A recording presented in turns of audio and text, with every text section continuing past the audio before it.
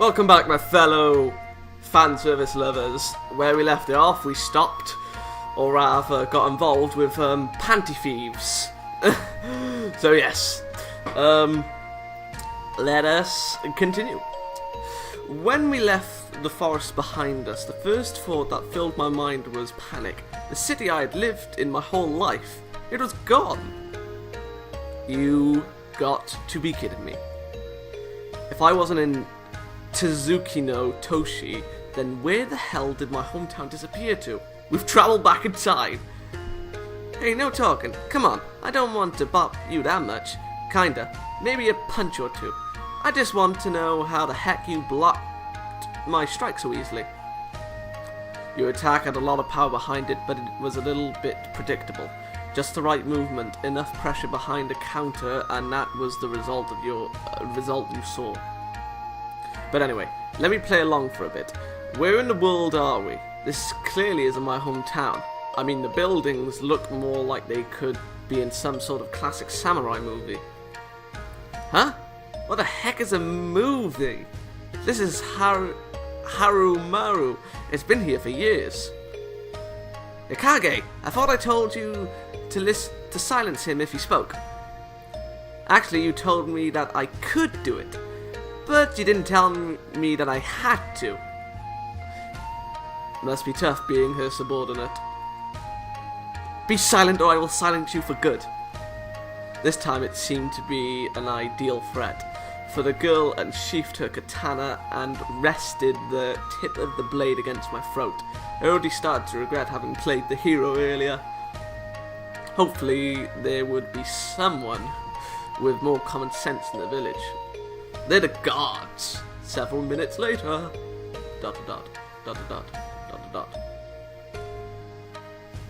Hold on, let me go to preferences. I mean, like,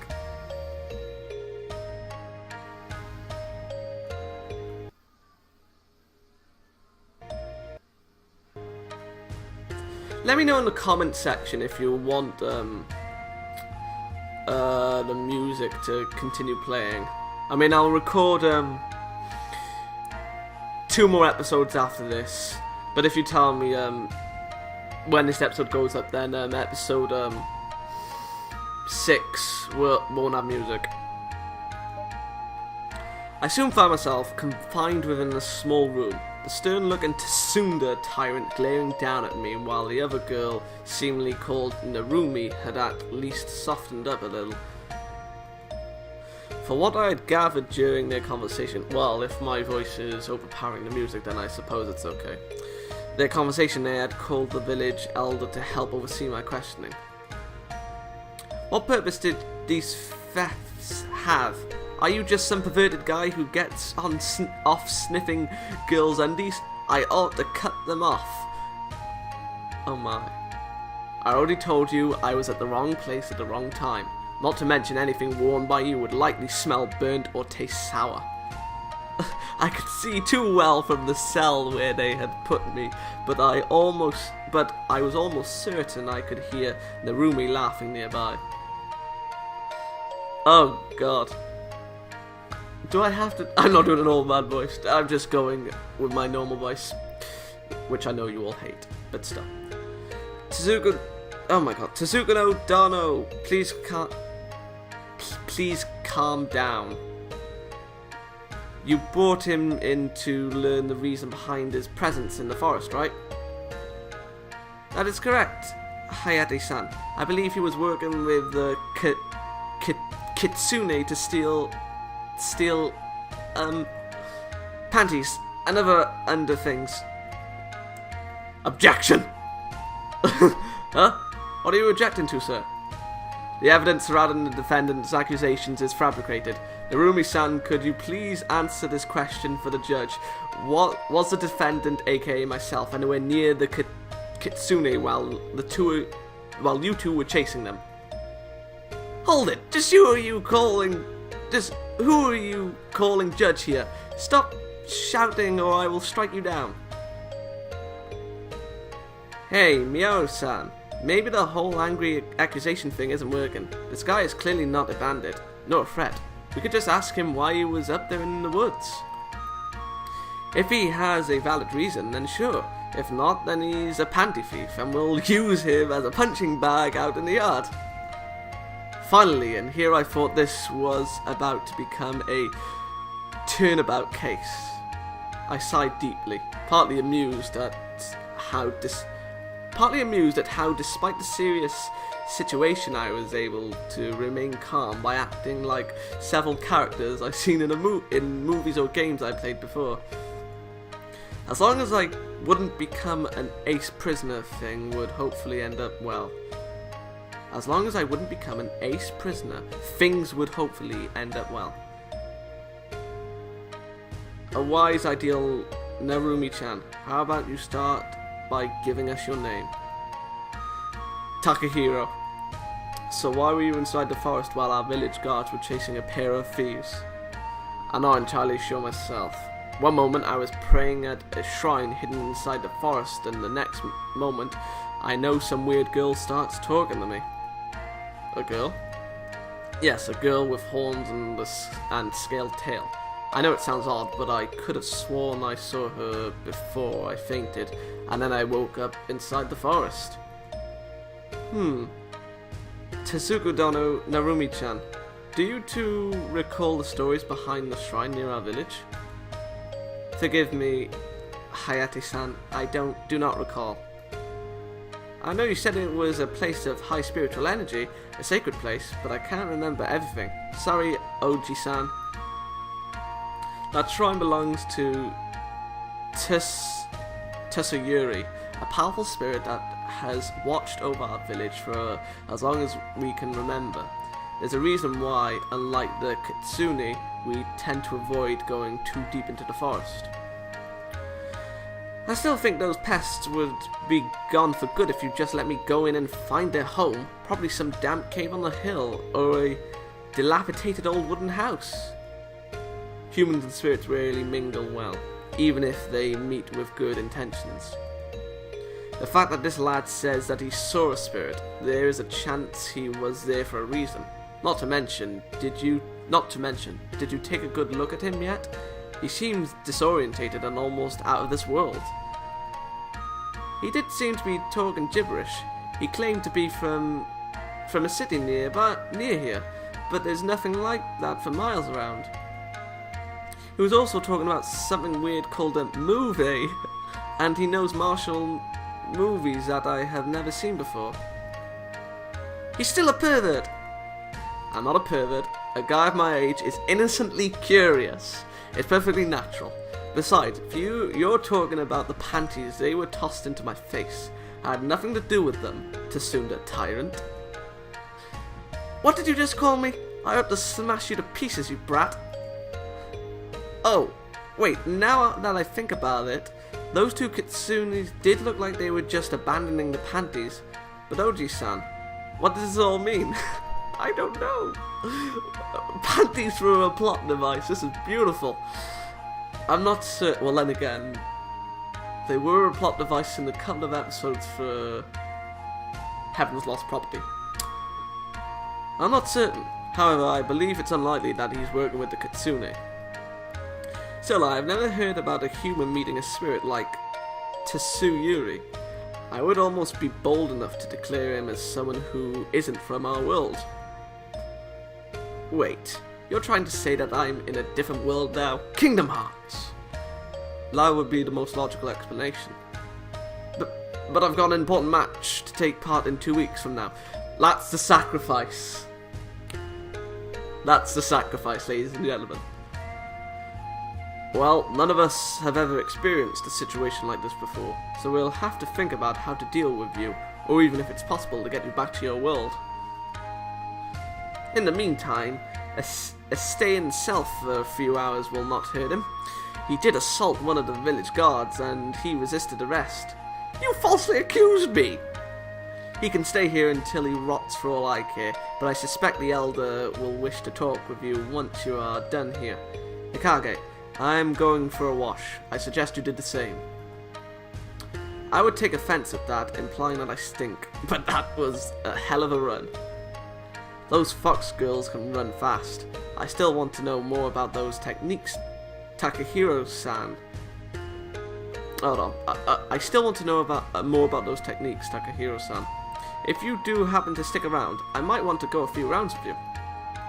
Not that I'll be able to go anywhere else for the time being. It's only for a few hours, so we can discuss how to deal with you. Obviously, one like yourself would raise quite some questions among the villagers, so we need to convince them first that you're no threat. And that was how I find myself stuck in jail while the guards responsible for my situation decided to leave me be within my cell. What misfortune. As if being sent to a different world wasn't bad enough. I'm now stuck in a jail with my only company being familiar old voice. A pair of beautiful, magnificent, majestic Kitsune sisters, you lucky boy. A pair of beautiful... Wait a sec, wait. How... Hi there, panty boy. As I watched a familiar face appeared at the top of my cell, a blonde woman with golden eyes. As I watched, As I watched, a familiar face appeared at the top of my cell, a blonde woman with golden eyes. Okay. As I watched, she flipped over and landed in front of the cell, waving her hands at me. From the side of the cell, the other one appeared, a wide grin on her face. Weary? Ah, it's the undies. It's the undies archers. If you come to reclaim your hostage, they are already back where they belong. Nope, we saw the guards go into the pool and swipe the maiden silk again. See? At that, she pulled out a pair of lacy silken underwear from her sleeve, and stretched it with her thumbs, showing off her panty prize to me. Oh god, you came back all the way to this village to snatch her underwear again? Besides, I wouldn't call one of them a maiden. The Tsuna tyrant doesn't fit that bill at all. The cutie with the katana? You would be quite surprised, actually. I happen to believe that she has not even felt her own touch, let alone anyone else. Okay. She seems to be far too uptight for that. As for coming back to the village, we have a debt to settle. A debt? Let's not wander into that subject. I can still imagine her katana lingering near my throat. I smiled weakly while trying to think about what the kitsune mentioned about at the end of her statement. I'm not sure what this debt of yours might be. I do know that you two best get out of here before those two return. You two don't seem to be on friendly terms with the samurai girls. Wait, if he doesn't know about the debt, then we can just run, Oni-sama. Mako, that is not how we do things. Young man, your actions allowed us to escape our situation without harm. It places us in debt, for which we are now repaying you. Mako, do the magic. Hi! The younger girl walked forwards and placed her hand upon the cage lock. Oh god, I need to stay in this cage, otherwise I'm gonna die. She began mumbling something that I couldn't even begin to understand, and her hand started glowing brightly. Being sent to a different world, girls wielding weapons, and now fox girls using magic. Next on the list, I'm going to find a talkative magical sword and disdain to save the world. Still, I was curious to see what this magic would do to the lock keeping me imprisoned. The glow flared for a moment before fading. There was a hiss and then a sizzle as the lock dripped on the floor, melted from the cage by the magical light. Well done, Maiko-chan. You did very well. Just relax now. I'm not sure what I'm supposed to be most surprised about. The fact a girl just melted a steel rock, or that I'm starting to accept this is a normal thing. This level of magic is extraordinary. Maiko-chan is quite gifted. But as I said, we are here to settle our debt. If you would like, we can escort you back to the forest where we encountered you. I do, however, suggest that you decide quickly. The guards do not bathe long. I should know, I have observed them before. I like her. Well, I'm certainly not going to stick around, so I'll gladly accompany you two out of here. Maybe I'll finally find my way back home then. Lead the way, Peeping Tommy. Machiko... Machiko. Sakura no Machiko. Not Tammy. Okay, we're calling her Sakura Takahiro. But I'd suggest we keep introductions for when we successfully escaped. Oh my. Be right back. I'm back. Very well then, Takakun. Follow. As I was stepping out of the cell, the sound of a familiar voice boomed in the distance. Thieves! Crafty Kitsune! Kleptomaniacs! I'll skin you alive! I think that's our cue to bolt. And with that, the three of us darted out of the prison. And that's pretty much all that happened. According to the villagers, there is supposed to be a shrine somewhere in the forest. It must be the same I visited before I got stuck in this mess. Goodness, that sounds like a terrible situation. I know that spirits like Tsuyuri likes playing with people, but this seems a little cruel of her. I would speak with her myself, but we Kitsune are not allowed on the grounds of the shrine. What? Oni-sama? I thought we just didn't go there because you get all flustered and blush whenever you try talking to Su-chan. Shut up, Mako! Oh, that face.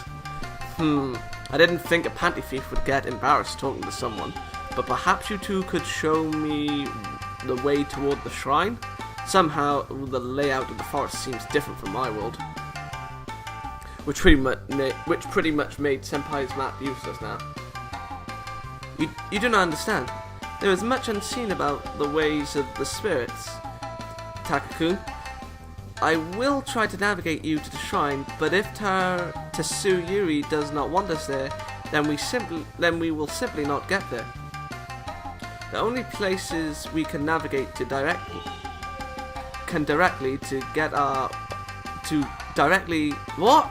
the only places we can navigate to directly are our home and the village. There we are. I was confusing myself.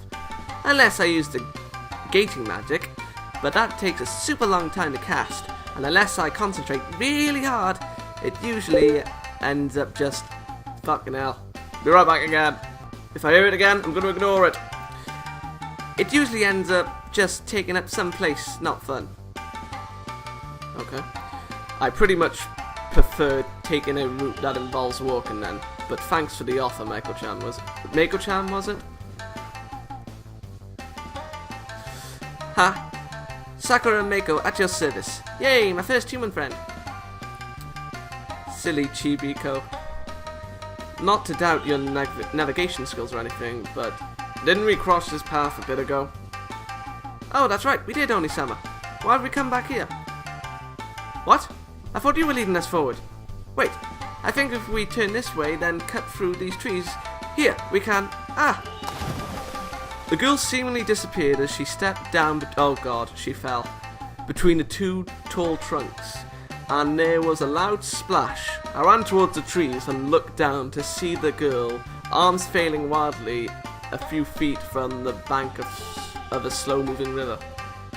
Ah, Oni-sama! Oni-sama! Quick, please, you have to help her! I'm begging you! I'll do whatever you want! Please save her!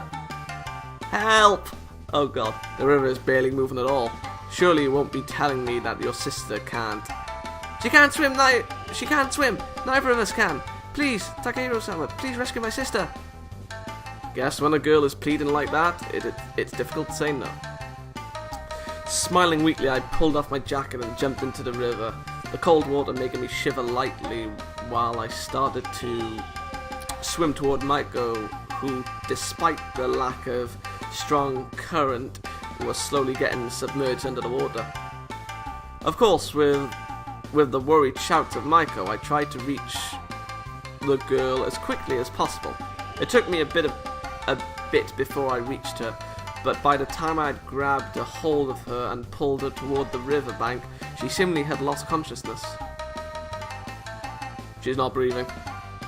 I felt a light shiver run across my spine, both from the cold but also from the dreadful thought what might happen to this girl if not something was done soon.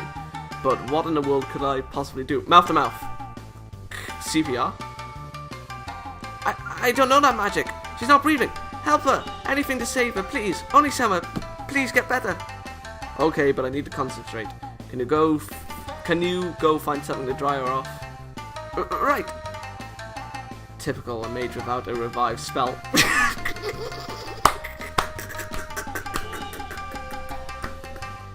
Oh, that's beautiful. As if trying to steal my nerves for what I was about to do, I whispered that just before I leaned in. All I could remember from my first aid training was that the patient had to be in the recovery position, and I had to blow into their mouth and push on their chest. Oh my. My heart pounded against my own chest as I looked down at the Kitsune girl. I could feel my cheeks heating up as the blush spread across my chest. There's no time for that now! Clumsily, I put her into what I hoped was the right position and slowly lowered myself toward her face. My lips parted. Oh my.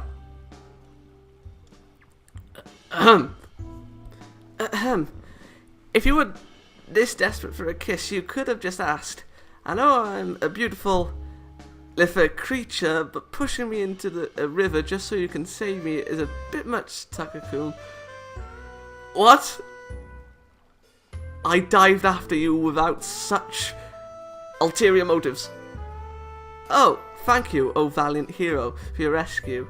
I must admit I'm not the strongest swimmer, but you know it is often better to get permission from the maiden you rescued before you claim them as your reward, silly. But you weren't breathing! We were going to do the mouth-to-mouth to help you breathe and such. We had a choice to make. Either I claimed your lips or death would claim you instead. A bold choice. Where's Mako? I hope she didn't try to save me first. She's even worse at swimming than I am. Of course, to reassure her, I ended up going after you instead. She should be heading over here right now. I think we have enough time. So, about it. Takakun, my little sister will be back in a few minutes. And I know a boy like you probably has never kissed a girl before. So how about it? Want to claim this maiden's lips? Don't make me toss you back into the river. Ah, such a shame too. I was looking forward to finding out how your lips tasted too. Oh! I'm not sure I want to find out the flavour of wet fox. Well, oh, I assure you, I taste a lot better when I'm... Okay, when I'm wet. Somehow I doubt we're talking about the same thing. Yeah, my cheeks are flushing right now. I felt my cheeks flushing up lightly at Maiko's comment, awkwardly scratching my cheek at her teasing comments. Besides, at this rate, you're going to catch a cold. Then maybe you should start warming me up, Takakun. More importantly, we need to get you out of those soggy clothes. Okay, I know what you're saying. Like, because she'll catch cold and all that. But the way she's speaking, yeah, she'll take it in that way. Oh my, Takakun, so forward. Please, won't you unbutton my top for me? See? If you insist. She's drawing you into a trap, man, although it will be a beautiful, lovely trap. My fingers shook as I reached down to the laces of her bodice. I was blushing brightly and my head was spinning as I felt my fingers touch the cloth. As I did that, there came a whoosh behind me and I felt something heavy impact into my body. It's her sister. Oh, no. I couldn't stop my body toppling forward and where I was expecting a splash, I instead felt a nasty impact on the back of my skull. It's her sister, isn't it? Oni-sama, I bought the... Oh no, Takahiro! I could barely focus as the blonde kitsune began to fuss over me, but it was no good. Between running my butt off all day, the Tsuda tyrant, the rescue, and now the blow to the head, I felt myself slip into unconsciousness. Later that day. And with that, I'm ending episode 4. That was glorious. No, it was episode 3. It was glorious. Good day.